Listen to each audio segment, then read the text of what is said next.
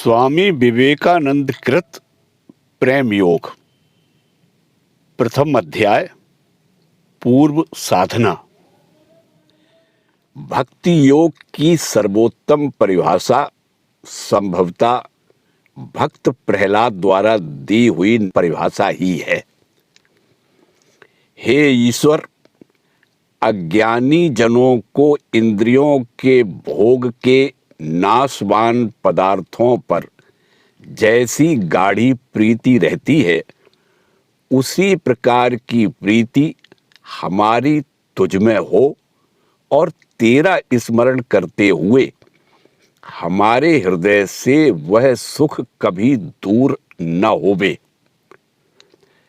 हम देखते हैं, इंद्रिय भोग के पदार्थों से बढ़कर और किसी वस्तु को न जानने वाले लोग इन पदार्थों पर धन धान्य, कपड़े लत्ते, पुत्र कलत्र, बंधु बांधव और अन्यान्य सामग्रियों पर कैसी दृढ़ प्रीति करते हैं। इन वस्तुओं के प्रति उनकी कैसी घोर आसक्ति रहती है।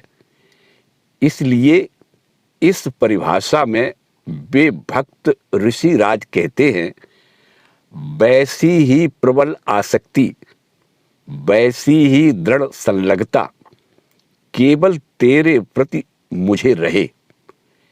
ऐसी प्रीति जब ईश्वर के प्रति की जाती है, तब वह भक्ति कहलाती है।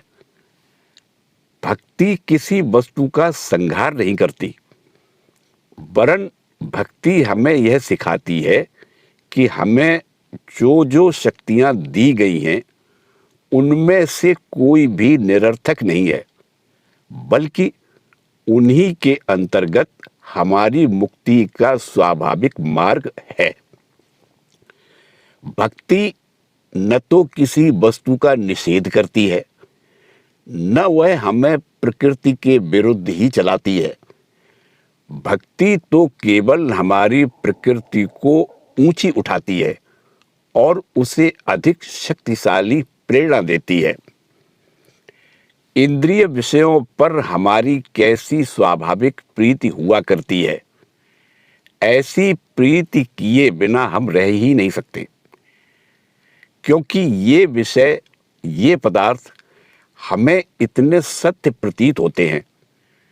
साधारणतः हमें इनसे उच्चतर पदार्थों में कोई यथार्थता ही नहीं दिखाई देती, पर जब मनुष्य इन इंद्रियों के परे, इंद्रियों के संसार के उस पार किसी यथार्थ वस्तु को देख पाता है, तब वांछनीय यही है कि उस प्रीति को, उस आसक्ति को बनाए तो रखे, पर उस सांसारिक विषय के पदार्थों से हटाकर उस इंद्रियों के परे वस्तु अर्थात परमेश्वर में लगा देवे। और जिस प्रकार का प्रेम इंद्रियों के भोग्य पदार्थों पर था, उसी प्रकार का प्रेम भगवान में लग जाने पर उसका नाम भक्ति हो जाता है। संत रामानुजाचार्य के मतानुसार उस उत्कट प्रेम की प्राप्ति के लिए बताई हुई साधनाएं आवश्यक है। प्रथम साधना है विवेक। यह विशेषता पाश्चात्यों की दृष्टि में विचित्र बात है। श्री रामानुजाचार्य के मत से इसका अर्थ है आहार मीमांसा या खाद्य विचार। हमारे शरीर और मन की शक्तियों की निर्माण करने वाली समग्र संजीवनी शक्तियां हमारे भोजन के भीतर ही रहती हैं। अभी जो कुछ मैं हूं, सो सब ही इसके पूर्व मैंने जो खाया उस भोजन सामग्री में ही था। वह सब खाद्य पदार्थों से ही मेरे शरीर में आया, उसमें संचित रहा और नया रूप धारण किया, पर वस्तुतः मेरे शरीर में और मेरे मन में मेरे खाए हुए अन्न से भिन्न और कोई वस्तु नहीं है। जैसे भौतिक सृष्टि में हम शक्ति और जड़ पदार्थ पाते हैं और यह शक्ति और जड़ पदार्थ हम में मन और शरीर बन जाते हैं, ठीक उसी तरह यथार्थ में देह और मन में और हमारे खाए हुए अन्न में केवल आकार या रूप का अंतर है। ऐसा होते हुए भी जब हम अपने भोजन के जड़ कणों द्वारा अपने विचार यंत्र का निर्माण करते हैं और जब हम उन्हीं जड़ कणों के अंतर्निहित सूक्ष्म शक्तियों द्वारा विचार का निर्माण करते हैं, तब तो यह सहज ही सिद्ध होता है कि इस विचार और विचार यंत्र दोनों पर ही हमारे खाए हुए अन्न का प्रभाव पड़ेगा। विशेष प्रकार के आहार हमारे मन में विशेष प्रकार के विकार उत्पन्न करते हैं। यह हम प्रतिदिन स्पष्ट रूप से देखते हैं और अन्य प्रकार के आहारों का शरीर पर अन्य प्रकार का परिणाम होता है और अंत में वह मन पर भी बहुत असर पहुंचाता है। इससे हम बहुत बड़ा पाठ यह सीखते हैं कि हम जिन दुखों को भोग रहे हैं उनका बहुतेरा अंश हमें हमारे खाए हुए भोजन द्वारा ही प्राप्त होता है। अधिक मात्रा में और दुष्पाच्य पदार्थ खा लेने के उपरांत आप देखते हैं कि मन को काबू में रखना कितना कठिन हो जाता है। तब तो मन तमाम समय इधर उधर दौड़ ही किया करता है। फिर ऐसे खाद्य पदार्थ हैं जो उत्तेजक होते हैं। ऐसे पदार्थों को खाने के बाद आप देखते हैं कि आप अपने मन को किसी प्रकार रोक ही नहीं सकते। यह मानी हुई बात है कि बहुत सी मात्रा में शराब पी लेने पर या किसी अन्य नशीले पेय का व्यवहार कर लेने से मनुष्य अपने मन को नियंत्रण करने में असमर्थ पाता है। ऐसी अवस्था में मन तो उसके काबू के बाहर होकर इतस्ततः भागता है। मांस भक्षण का अधिकार उन्हीं मनुष्यों को है जो बहुत कठिन परिश्रम करते हैं और भक्त नहीं होना चाहते हैं। पर आप यदि भक्त होना चाहते हैं तो आपको मांस का त्याग करना चाहिए। वैसे ही सभी उत्तेजक भोजन जैसे प्याज, लहसुन और सभी दुर्गंध युक्त पदार्थों जैसे सावरक्रॉट इत्यादि का त्याग करना चाहिए।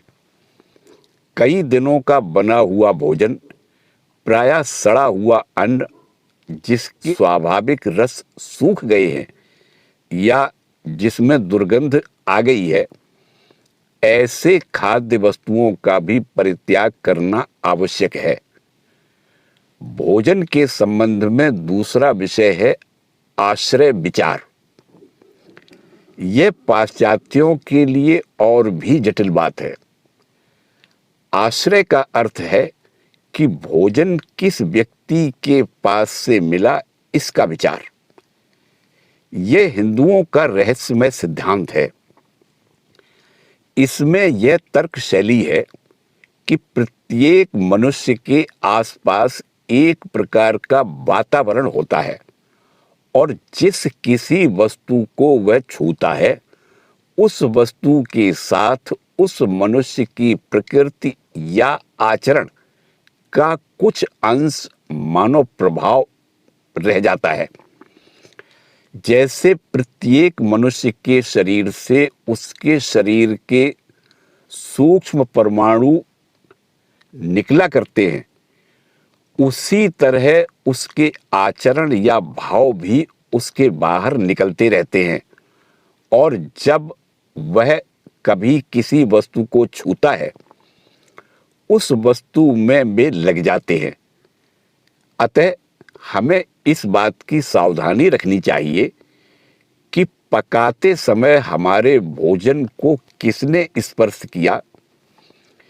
किसी दुष्ट प्रकृति वाले या दुराचारी मनुष्य ने उस भोजन को स्पर्श तो नहीं किया।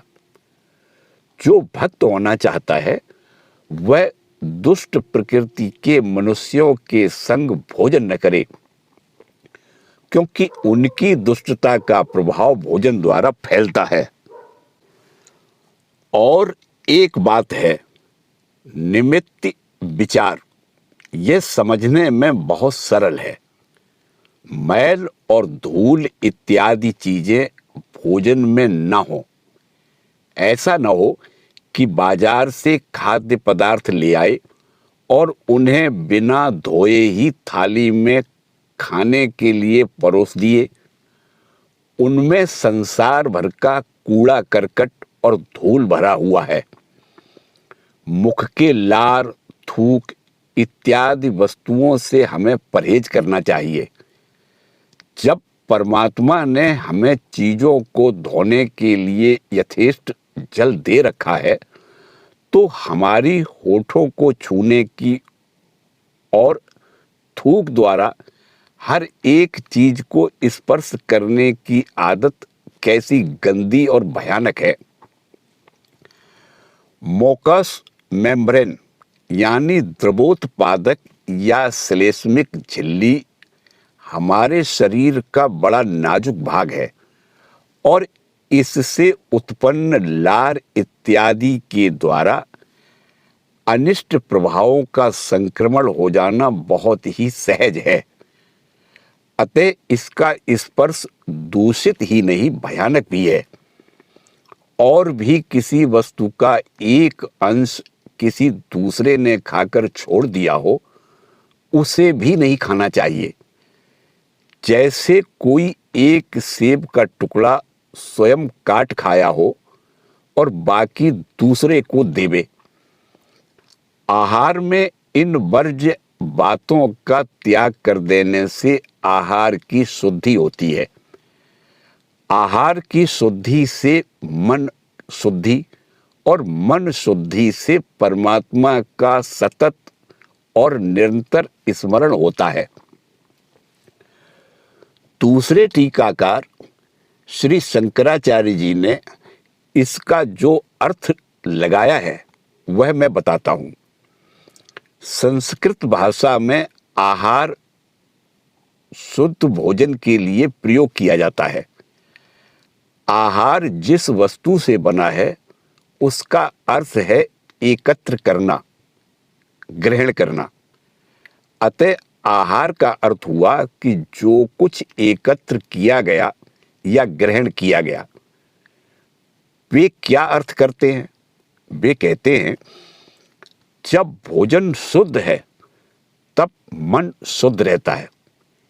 इसका ठीक अर्थ है कि हमें कुछ चीजों का वर्जन करना चाहिए ताकि हम इंद्रियों में आसक्त न हो जावे। प्रथम तो आसक्ति के विषय में हमें ईश्वर के अतिरिक्त अन्य किसी भी वस्तु पर आसक्ति न रहे। सब कुछ देखो, सब कुछ करो, सब कुछ छुओ, पर किसी वस्तु में आसक्त मत हो। ज्यों ही वह अत्यंत आसक्ति आई कि मनुष्य अपने आप को खो डालता है, तदुपरांत वह अपना स्वामी नहीं रह पाता। उसी क्षण वह दास या गुलाम बन जाता है। यदि किसी स्त्री की दृढ़ आसक्ति किसी पुरुष पर हुई तो वह स्त्री उस पुरुष का गुलाम बन जाती है या वह पुरुष उस स्त्री का गुलाम बन जाता है। गुलाम बनने में कोई लाभ नहीं है। किसी मनुष्य के गुलाम बनने की अपेक्षा और अधिक अच्छी बातें इस संसार में हैं। हर किसी से प्रेम करो, हर किसी की भलाई करो, पर किसी के गुलाम मत बनो। क्योंकि दास या गुलाम बनने से प्रथम तो हमारा व्यक्तिशः अधिपतन हो जाता है और दूसरे इससे अत्यंत स्वार्थी भी बन जाते हैं। इसी दोष के कारण हम जिन पर प्यार करते हैं उनको लाभ पहुंचाने के लिए दूसरों को हानि पहुंचाते हैं। संसार में अधिकांश दुष्कर्म व्यक्तिगत आसक्ति के कारण ही किए गए हैं। अतः ऐसी आसक्ति यानी व्यक्तियों के प्रति आसक्ति का त्याग करके केवल सत्कर्मों के प्रति आसक्ति रखें और प्रत्येक व्यक्ति पर प्रेम करें। तत्पश्चात ईर्ष्या या द्वेष के विषय में इंद्रिय भोग के किसी पदार्थ को पाने के लिए ईर्ष्या या द्वेष नहीं करना चाहिए। यह ईर्ष्या द्वेष ही सभी अनर्थों का मूल है और साथ ही अत्यंत दुर्धर्म नियत्री है। पुनः मोह या भ्रम। हम सदा एक वस्तु को दूसरी वस्तु समझ बैठते हैं और उसी गलत भावना से कार्य करते हैं। फल यह होता है कि हम अपने ही ऊपर विपत्ति खींच लाते हैं। हम अनिष्ट को इष्ट समझकर ग्रहण करते हैं। जो कुछ हमारे स्नायुओं में क्षण भर के लिए गुदगुदी पैदा कर दे उसे ही हम सर्वोत्तम वस्तु मान बैठते हैं। बाद में उससे हमें जब जोर से आघात पहुंचता है तब हमारी आंख खुलती है, पर तब तक बहुत विलंब हो गया रहता है। प्रतिदिन हम ऐसी भूल करते हैं और अपनी सारी जिंदगी भर इसी भूल में पड़े रहते हैं। जब इंद्रियां बिना अत्यंत आसक्ति के ईर्ष्या द्वेष रहित और मोह भय रहित होकर इस संसार में कार्य करती हैं, उसी कार्य का नाम है शुद्ध आहार। यह शंकराचार्य जी का मत है। जब आहार शुद्ध है तभी मन पदार्थों को ग्रहण करने और उनके विषय में अनासक्त और द्वेष और भय से रहित होकर विचार करने में समर्थ हो सकता है। तब मन शुद्ध होता है और मन के शुद्ध होने पर ही उस मन में ईश्वर की सतत स्मृति निरंतर जागृत रहती है। अंततः यही श्री शंकराचार्य जी का अर्थ ही सर्वश्रेष्ठ है। ऐसा कहना हर किसी के लिए स्वाभाविक है, पर मैं उसमें इतना और जोड़ देना चाहता हूं कि प्रथम मत अर्थात श्री रामानुजाचार्य के भक्ति की भी अवहेलना मत करो। जब तुम आहार सामग्री की ही सावधानी रखोगे तभी और बातें हो सकेंगी। यद्यपि यह सत्य है कि मन ही स्वामी है, पर हम में से कितने लोग इंद्रियों के बंधन से मुक्त हैं। जड़ वस्तुओं से ही हम जकड़े हुए हैं और जब तक हमें जड़ वस्तुओं का बंधन है तब तक जड़ वस्तुओं की सहायता लेनी चाहिए और बाद में जब हम शक्तिशाली बन जावेंगे तब चाहे जो चीज खा सकेंगे। अतः हमें अपने खाने पीने की चीजों के संबंध में श्री रामानुजाचार्य के आदर्श के अनुसार सावधानी रखनी चाहिए। साथ ही साथ अपने मानसिक आहार के विषय में भी सावधान रहना चाहिए। खाद्य पदार्थ के विषय में सतर्क रहना आसान है, पर मानसिक साधन भी उसके साथ चलता जावे तभी क्रमशः हमारी आत्मा की, हमारी धार्मिक प्रवृत्ति की शक्ति उत्तरोत्तर बढ़ेगी और शारीरिक वृत्तियों का साम्राज्य या भौतिक प्रवृत्ति की प्रबलता शिथिल होती जाएगी। तब ऐसा समय आएगा कि किसी भी प्रकार के भोजन से अनिष्ट नहीं होता, ऐसा तुम अनुभव करोगे। सबसे बड़ा डर यही है कि प्रत्येक मनुष्य यह चाहता है कि सर्वोच्च आदर्श को कूदकर पहुंच जाऊं, पर यह ध्यान रहे कि कूदने का तरीका ठीक नहीं है। उससे हमें केवल गिरकर हाथ पैर ही तोड़ लेने हैं। हम यहाँ बंधे हुए हैं और हमें धीरे धीरे अपने जंजीर को तोड़ना है।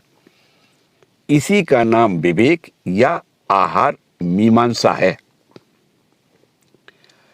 तत्पश्चात विमोक्ष या स्वतंत्रता का विषय आता है। जो ईश्वर के प्रति प्रेम करना चाहता है, उसे अपनी उत्कट अभिलाषाओं का त्याग करना चाहिए।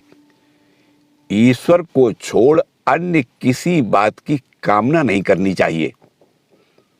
यह संसार परलोक के मार्ग में या परमार्थ प्राप्ति में सहायता देता है, यहाँ तक तो ठीक है। हमें उच्चतर पदार्थों की प्राप्ति में जहाँ तक इंद्रिय विषय सहायता देते हैं, वहाँ तक वे भी उचित हैं। पर हम यह भूल जाते हैं कि यह संसार किसी साध्य तत्व की प्राप्ति के लिए केवल साधन मात्र है। यह संसार ही इष्ट वस्तु या अंतिम ध्येय नहीं है। यदि यह संसार ही अंतिम ध्येय होता तो हम इस भौतिक शरीर में ही अमर रहते और हम कभी नहीं मरते।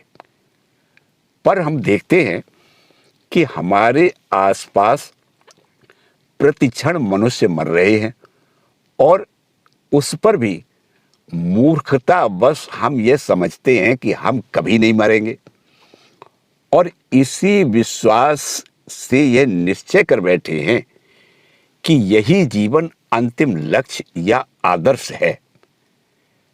हम में से 99% मनुष्यों की यही अवस्था है। हमें इस भाव का एकदम त्याग करना चाहिए। हमें पूर्ण बनाने में जहाँ तक सहायक हो सके वहीं तक यह संसार ठीक है, पर ज्यों ही इस संसार से हमें कोई सहायता प्राप्त होना बंद हुआ, त्यों ही यह संसार अनर्थ और निरा अनर्थ ही है। इसी तरह पति, पत्नी, पुत्र, कन्या, धन दौलत, रुपए पैसे, विद्वता या पांडित्य जब तक हमें उन्नति के मार्ग में सहायक है, तभी तक हमारे लिए इष्ट है, और जब उनसे ऐसी सहायता न मिले तब वे केवल अनिष्टकारक हैं। यदि पत्नी हमारे परमात्मा की ओर जाने में सहायक हो तो वह सुपत्नी है। इसी तरह पति और संतति के संबंध में भी जानो। यदि धन के द्वारा हम दूसरों की भलाई कर सकते हैं तब तो वह काम की चीज है, अन्यथा वह धन अनर्थ का घर है और जितने शीघ्र उससे हम अपना पिंड छुड़ा सकें उतना ही अच्छा हो। तदुपरांत अभ्यास, मन सदा परमात्मा की ही ओर जावे। अन्य किसी वस्तु को हमारे मन में प्रविष्ट होने का अधिकार नहीं है। मन निरंतर ईश्वर का ही विचार करे। यह यद्यपि कठिन है, पर सतत अभ्यास से ऐसा हो सकता है।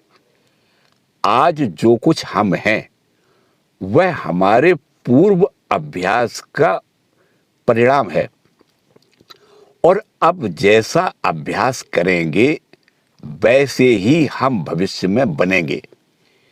इसी से अब हमें दूसरी तरह का अभ्यास करना चाहिए। एक प्रकार की प्रवृत्ति ने हमें इस ओर ला दिया है, दूसरी ओर मुंह फेर लो और जितनी जल्दी बने इस अवस्था के बाहर निकल जाओ। इंद्रियों का यानी इंद्रिय विषयों का ध्यान करते करते हम इस क्षण भंगुर जीवन में गिर पड़े हैं। हमारी यह अवस्था है कि एक क्षण जो हम हंसते हैं और दूसरे ही क्षण रोने लगते हैं। हवा के हर एक झोंके के साथ चल विचल हो जाते हैं। एक शब्द या एक जबान के गुलाम और यहाँ तक कि रोटी के एक टुकड़े तक के लिए गुलाम बन गए हैं। यह कितनी लज्जा की बात है। और फिर भी हम अपने को आत्मा कहकर पुकारते हैं। पर इस आत्मा कहलाने का हमें कोई लाभ नहीं। हम संसार के गुलाम हैं और इंद्रियालंबी विषयाभिलाषी होने के कारण ही हमने अपनी ऐसी अवस्था कर डाली है। अब दूसरी दिशा की ओर जाओ, दूसरा मार्ग ग्रहण करो, ईश्वर का ध्यान करो, परमात्मा का चिंतन करो। तुम अपने मन में किसी भौतिक या मानसिक सुख भोग का चिंतन मत करो। केवल परमात्मा की ओर ही अपने मन को लगाओ। जब मन किसी अन्य बात का विचार करने लगे तो उसको ऐसे जोर से घूंसा जमाओ कि मन वहां से लौट पड़े और ईश्वर चिंतन में प्रवृत्त हो जाए। जैसे तेल एक पात्र से दूसरे पात्र में डालते समय अविच्छिन्न धारा से गिरता है और जैसे घंटा नाद दूर में होता है और उसकी आवाज कान में एक लगातार धारा प्रवाह के रूप में आती है, उसी प्रकार मन में भी एक अविच्छिन्न लगातार धारा प्रवाह के रूप में ईश्वर की ओर निरंतर दौड़ा करे। हमें इस अभ्यास का अवलंबन केवल मन के ही लिए नहीं करना चाहिए, वरन हमें अपनी इंद्रियों को भी इसी अभ्यास में लगाना चाहिए।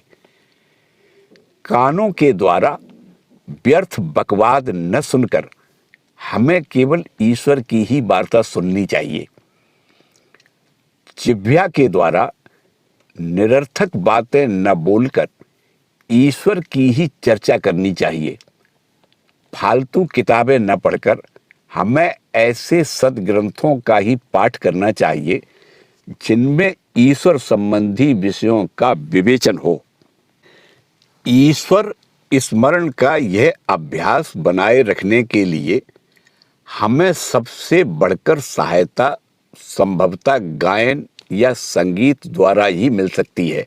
भक्ति के महान आचार्य नारद से भगवान कहते हैं, हे नारद, न मैं बैकुंठ में ही रहता हूँ और न मैं योगियों के हृदय में ही रहता हूँ। मैं तो जहाँ मेरे भक्तगण मेरी स्तुति या गान करते हैं वहीं रहता हूँ। मानव हृदय पर संगीत का इतना प्रबल प्रभाव पड़ता है कि वह क्षण भर में चित्त की एकाग्रता ला देता है।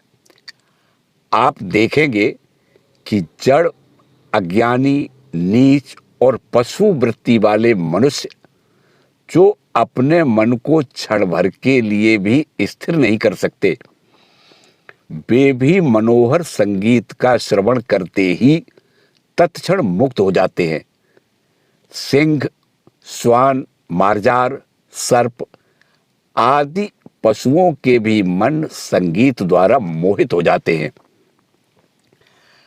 तत्पश्चात क्रिया, दूसरों की भलाई करना।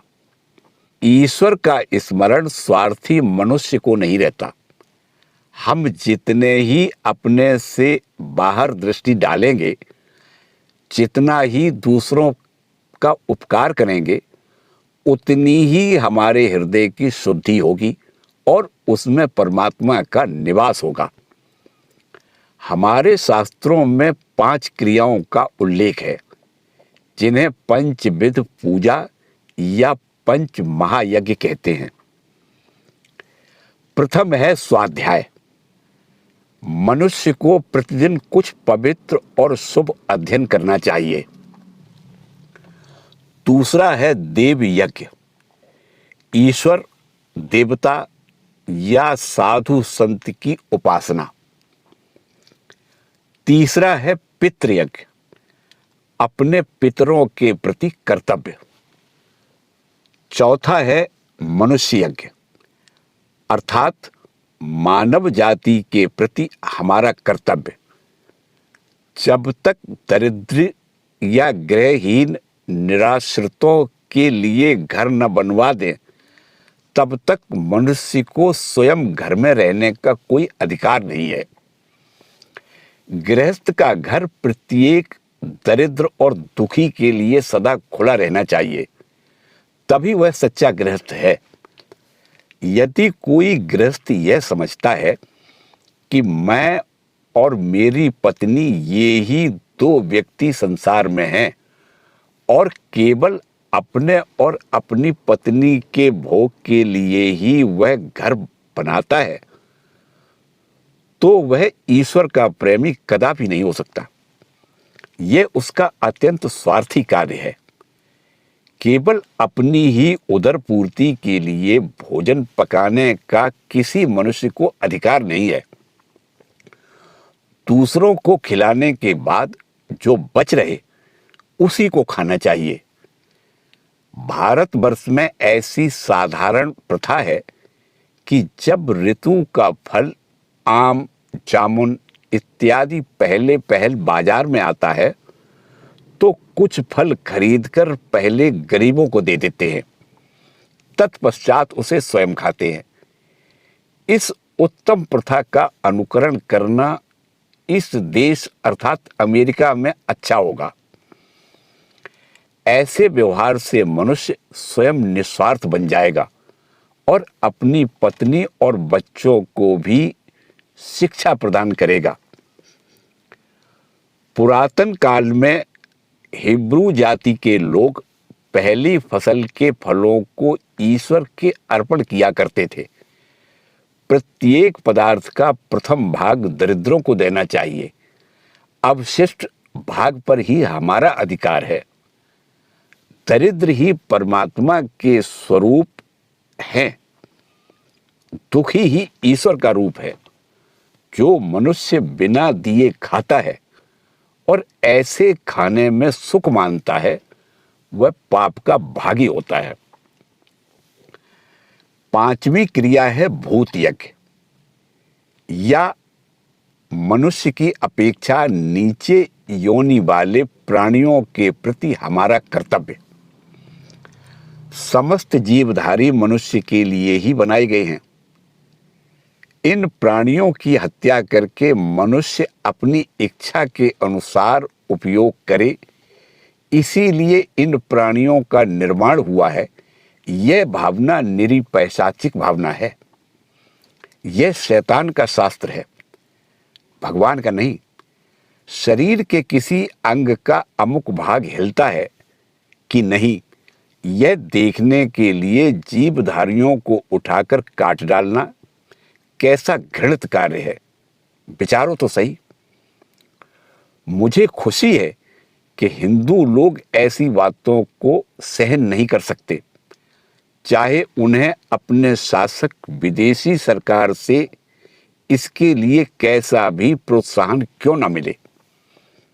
हम जो अन्न खाते हैं उसके भी एक अंश पर अन्य जीवधारियों का अधिकार है। उन्हें भी प्रतिदिन खिलाना चाहिए। प्रत्येक नगर में इन दीन, लंगड़े या अंधे, घोड़े, बिल्ली, कुत्ते और गाय, बैल इत्यादि पशुओं के लिए अस्पताल रहना चाहिए। वहां इनको खिलाया जाए और इनकी शुश्रूषा की जाए। इसके बाद की साधना है कल्याण या पवित्रता, जिसके अंतर्गत कई बातें हैं। पहली है सत्यम या सत्यता।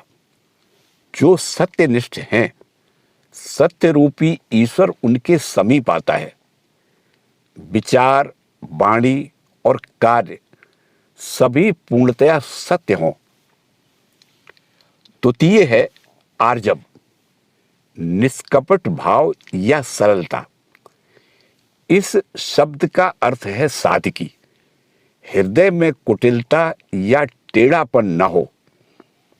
हृदय और मुख का व्यवहार अलग अलग न हो। यदि कुछ कड़ा या अप्रिय भी होना पड़े तो भी सीधे चलना और टेढ़ापन काम में नहीं लाना चाहिए। दया, करुणा या सहानुभूति। अहिंसा, मनसा वाचा कर्मणा, किसी को हानि न पहुंचाना। दान, दान से बढ़कर और कोई धर्म नहीं है। सबसे नीच मनुष्य वह है जिसका हाथ सदा अपनी ओर रहे और अपने लिए ही सब पदार्थों को लेने में लगा हो। और सबसे उत्तम पुरुष वह है जिसका हाथ बाहर की ओर हो और दूसरों को देने में लगा हो। हाथ इसीलिए बनाया गया है कि सदा दान करते रहो। तुम स्वयं भूखे रहकर भी अपने पास का रोटी का अंतिम टुकड़ा, अन्न का अंतिम ग्रास तक भी दे डालो। यदि दूसरों को देते देते उपवास से तुम्हारी मृत्यु हो जाए तो क्षण भर में ही तुम मुक्त हो जाओगे। तत्क्षण तुम पूर्ण हो जाओगे। उसी क्षण तुम ईश्वर बन जाओगे। जिन मनुष्यों के बाल बच्चे हैं, जिनके गले ये बाल बच्चे पड़े हैं, वे मनुष्य तो बद्ध हैं ही, वे दान नहीं कर सकते। वे बाल बच्चों का सुख भोगना चाहते हैं, अतः उन्हें उस लोक का मूल्य देना पड़ता है। क्या संसार में पर्याप्त बाल बच्चे नहीं हैं? यह निरी स्वार्थ बुद्धि है कि मेरा भी एक बच्चा हो। इसके बाद की साधना है अनवसाद। इसका शब्दार्थ है हताश न होना, निराश न होना, यानी प्रसन्नता। उदास रहना धर्म कदापि नहीं है, चाहे वह और कुछ भले ही हो। प्रसन्न रहने से और हंसमुख रहने से तुम ईश्वर के समीप पहुंच जाओगे। प्रार्थना की अपेक्षा प्रसन्नता के द्वारा ईश्वर के अधिक निकट पहुंच सकते हो। ग्लानिपूर्ण या उदास मन से प्रेम कैसे हो सकता है? यदि ऐसे मन वाले प्रेम करने की बात कहें तो वह मिथ्या है। वे तो दूसरों को कष्ट देना चाहते हैं। धर्मांधों की ही बात सोचिए। ऐसे लोग मुख मुद्रा तो बड़ी गंभीर बनाते हैं, पर उनका सारा धर्म वाणी द्वारा और कार्यों द्वारा दूसरों के साथ लड़ाई करते रहना ही हुआ करता है। उनके कार्यों की और भूतकाल के इतिहास में देखिए, और यदि उन्हें स्वतंत्रता दे दी जावे तो वे अभी क्या करेंगे, इसे सोचिए। सारे संसार को यदि खून की नदी में डुबा देने से उन्हें अधिकार प्राप्त हो तो वे कल ही ऐसा कर डालें, क्योंकि उनका ईश्वर है। ऐसी बीभत्सता की आराधना करने और गंभीर मुख मुद्रा बनाए रहने के कारण उनके हृदय में प्रेम का नामो निशान तक नहीं रह पाता और उन्हें किसी पर दया नहीं आती। अतः जो मनुष्य सदा अपने को दुखी मानता है उसे ईश्वर की प्राप्ति नहीं हो सकती। मैं कितना दुखी हूं, ऐसा सोचते रहना आसुरी भावना है, धर्म नहीं है। हर मनुष्य को अपना अपना बोझ ढोने के लिए है। यदि तुम दुखी हो तो सुखी बनने का प्रयत्न करो। अपने दुखों पर विजय प्राप्त करो। दुर्बलों को ईश्वर की प्राप्ति नहीं होती, अतः दुर्बल कदापि न बनो। तुम्हारे अंदर असीम शक्ति है, तुम्हें शक्तिशाली बनना चाहिए, अन्यथा तुम किसी भी वस्तु पर विजय प्राप्त कैसे करोगे। शक्तिमान बिना हुए तुम ईश्वर को कैसे प्राप्त करोगे। साथ ही अतिशय हर्ष यानी हर्षोद्रेक या उद्धर्ष से भी बचे रहो। अति हर्ष की अवस्था में भी मन कभी शांत नहीं रहता, मन में चंचलता आ जाती है और अति हर्ष के बाद सदा दुख ही आता है। हंसी और आंसू का घनिष्ठ संबंध है। मनुष्य बहुधा एक अतिरेक से दूसरे अतिरेक की ओर दौड़ पड़ते हैं। चित्त सदा प्रसन्न रहे पर शांत हो, उसे अतिशयता की ओर कदापि भागने नहीं देना चाहिए, क्योंकि प्रत्येक अतिशयता का परिणाम उल्टा ही हुआ करता है। ये ही श्री रामानुजाचार्य जी के मतानुसार भक्ति की साधनाएं हैं।